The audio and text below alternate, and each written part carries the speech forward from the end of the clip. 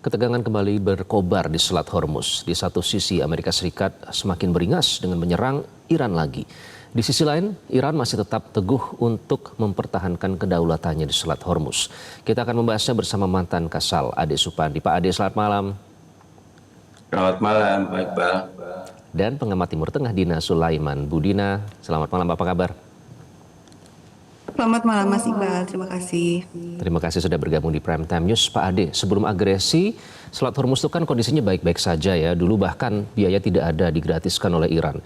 Tapi kok sekarang ini malah semakin parah ya. Bahkan setelah tercapainya MOU Juni lalu, Amerika Serikat malah menyerang besar-besaran wilayah pesisir Iran Selatan. Apa yang sebenarnya diinginkan Amerika Serikat di Selat Hormuz, Pak Ade? Kalau nampaknya dari perjalanan sampai dengan hari 100 keempat ya, itu sebenarnya Amerika belum mencapai tujuan militernya maupun tujuan politik. Yang muncul adalah dampak global yang diakibatkan oleh gangguan di Selat Hormuz. Saya menarik sebenarnya dari pengungkapan mengenai Trump akan memasang tarif ya untuk siapapun yang melewati, terutama kapal kargo yang dari Iran. Memang kelihatannya Trump itu berusaha mencari celah kelengahan ya. Dan sebenarnya kalau menurut saya dari hukum lautnya, kalau dua-duanya memiliki kelemahan. Karena kalau dilihat bahwa hukum laut UNCLOS 1982 yang Indonesia sudah meratifikasi, ternyata kalau kita lihat Amerika Serikat tidak meratifikasi dan tidak menandatangani daripada UNCLOS 1982. Kemudian Iran menandatangani tapi tidak meratifikasi, sehingga celah ini tuh menjadi bagian daripada proyeksi pemanfaatan kegiatan militer Amerika Serikat di kawasan Trump.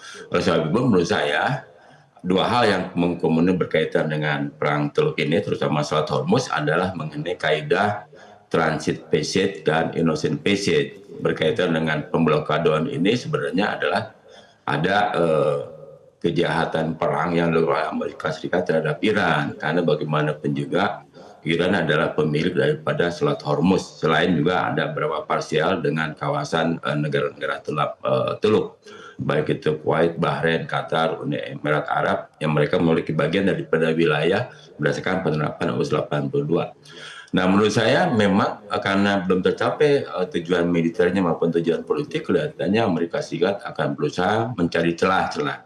Dan tentu saja gencatan senjata, kemudian berhenti, kemudian ada penyerangan masif, itu adalah hal yang menurut saya yang dinamakan dalam konsep perang adalah menggunakan namanya vulnerable point. Jadi ada namanya kelengahan-kelengahan yang sangat memang diharapkan oleh Amerika Serikat. Manakala ada kelengahan di pihak Iran, kemampuan untuk bertahannya mungkin melemah karena mungkin tensinya menurun, padahal saat itu mungkin muncul lagi. Dan saya lihat juga dari pemberlakuan tarif ini, Amerika Serikat melihat paralel dengan pembatalan daripada tarif 20% itu juga tetap blokade itu malah diperkuat gitu. Nah, ini adalah masalah baru menurut saya, tetapi tekanan internasional tidak bisa diabaikan, baik itu dari negara Eropa sendiri, kemudian juga negara-negara yang menjadi ketergantungan bagi energi yang disuplai dari kawasan Teluk.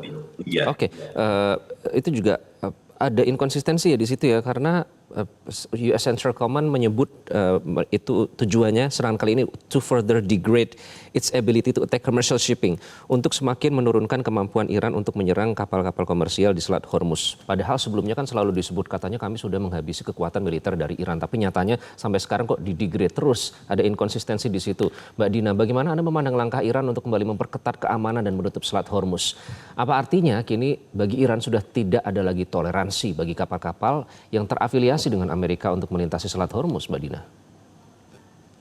Iya, sebenarnya kalau dari sisi kekuatan dan dari sisi bagaimana Amerika Serikat sebenarnya sudah terjepit ya dalam perang ini, dari sisi ekonomi terutama tekanannya sangat berat, itu Iran seandainya waktu itu lanjut saja berperang, tidak mau tanda tangan MOU, itu sangat mungkin Amerika Serikat betul-betul keteteran gitu ya.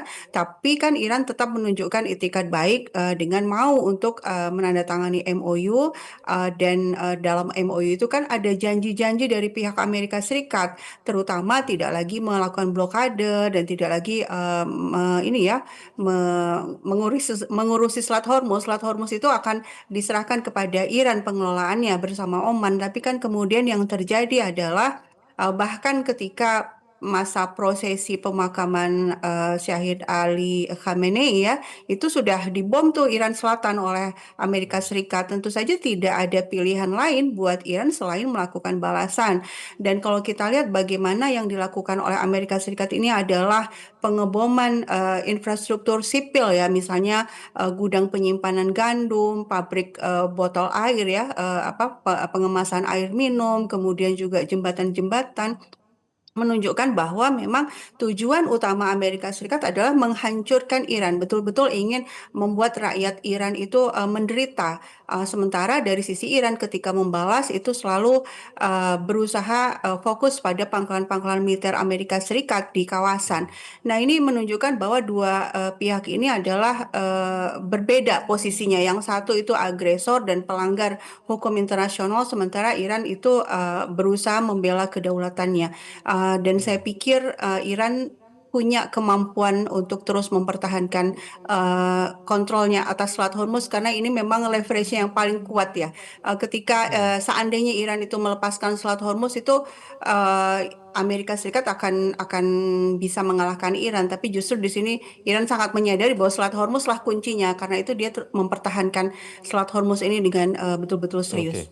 Soal ancaman juga bahkan yang terkini mengancam akan menghancurkan jembatan dan pembangkit energi kalau tidak kembali ke meja perundingan. Pak Ade, apakah ini artinya siasat Trump, banyak analis yang menyebut play hero untuk melindungi kapal-kapal sipil katanya dalam melintasi Selat Hormuz. Apakah upaya itu untuk menjadi pahlawan sebelumnya gagal? Karena kan justru agresi ini dimulai oleh Amerika Serikat duluan, Pak Ade. Ya, dia yang memulai siapa yang mengakhiri gitu kan. Sebenarnya klausul Trump udah jelas bahwa kelihatannya hanya cek ombak saja. Dari setiap kebijakan yang dikeluarkan akan melihat terutama sebenarnya dampak publik ya internasional berkaitan dengan gangguan terhadap pasokan energi dan juga gangguan terhadap perdagangan. Dan saya lihat juga sipil sekarang udah teriak mengenai dari hak lain, Lloyd mengenai dampak tarif ini. Tentu saja ini menjadi polemik yang sangat menampal Amerika Serikat sendiri. Dan perang ini sebenarnya dukungan publik Amerika Serikat tidak begitu besar. Yang kedua dukungan NATO juga nggak begitu besar. Sehingga memang kelihatannya Amerika Serikat akan berperang sendiri. Yang menarik sebenarnya dari perjalanan perang ini adalah satu statement dari Saudi Arabia melarang Amerika Serikat menggunakan wilayahnya untuk perang.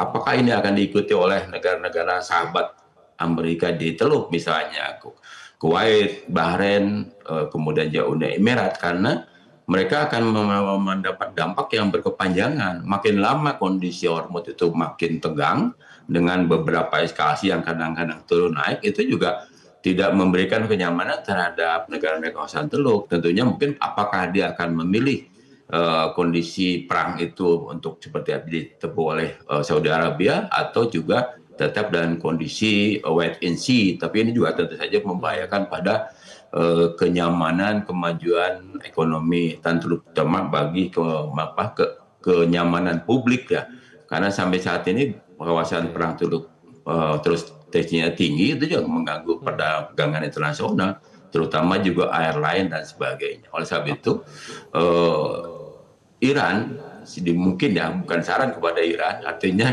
kalau Iran lengah dengan kebijaksanaan cek ombak ini ya mungkin juga akan menerima dampak yang luar biasa bagi Iran sendiri. Oke, berbicara tentang sebab itu pertahanan Iran menjadi hal yang Teluk sangat penting untuk dilakukan. Tadi kebetulan disebutkan oleh Pak Ade ya, Mbak Dina, sempat disebutkan tadi soal tarif 20%. Trump bilang kemarin kan ingin menerapkan tarif 20% di Hormuz, tapi tak lama kemudian dibatalkan dan mengusulkan justru skema perdagangan serta investasi dengan negara-negara Teluk. Nah, apakah agresi Amerika Serikat di kawasan Selat Hormuz ini adalah upaya terakhir Trump untuk istilahnya mungkin kasarnya menyelamatkan muka ya, karena gagal mencapai seluruh tujuan agresinya ke Iran yang tadi sudah disebutkan Pak Ade, Mbak Dina? Ya, saya pikir tujuan Amerika Serikat itu tetap ya ingin sekali agar pemerintah Iran itu terguling dan digantikan oleh pemerintah baru yang pro Amerika Serikat. Tapi kita lihat bagaimana prosesi pemakaman Ayatollah Khamenei itu dihadiri sedemikian banyak orang ya, puluhan juta orang, sehingga menunjukkan bahwa di dalam negeri itu kuat sekali, solid sekali. Artinya untuk itu harapannya Trump itu nggak akan terwujud ya. Cuma uh, Trump ini masih mengira bahwa dengan melakukan penghancuran besar-besaran ke Iran, mengebomi tempat-tempat sipil di Iran itu membuat Iran tunduk. Nah, kemudian yang buat saya yang menarik adalah apapun yang dilakukan oleh Trump, keinginan untuk dia menunjukkan kekuatannya, Iran itu membalas itu fokus pada fasilitas militer, dan bahkan yang menarik itu juga justru memberikan ini pesan kepada rakyat di negara-negara Arab yang jadi target ya. Misalnya kepada Jordania itu mengingatkan, kami itu sebenarnya mencintai rakyat Jordania loh. Kami itu tidak menyerang rakyat Jordania, kami itu menyerang pangkalan militer Amerika Serikat, dan pangkalan militer Amerika Serikat ini yang menjadi basis serangan buat membunuh anak-anak di Minab gitu, dan menghubungkannya dengan Gaza. Dan kita tahu bagaimana Jordania itu kan sebagian besar penduduknya para pengungsi Palestina dan keturunannya ya. Ini menunjukkan bahwa Iran juga melakukan diplomasi publik ya. Serangan militer jalan, diplomasi publik jalan, dengan harapan negara-negara Teluk ini bangkit ya untuk melawan gitu kan, untuk tidak lagi mengizinkan tentara Amerika Serikat ada di wilayah mereka.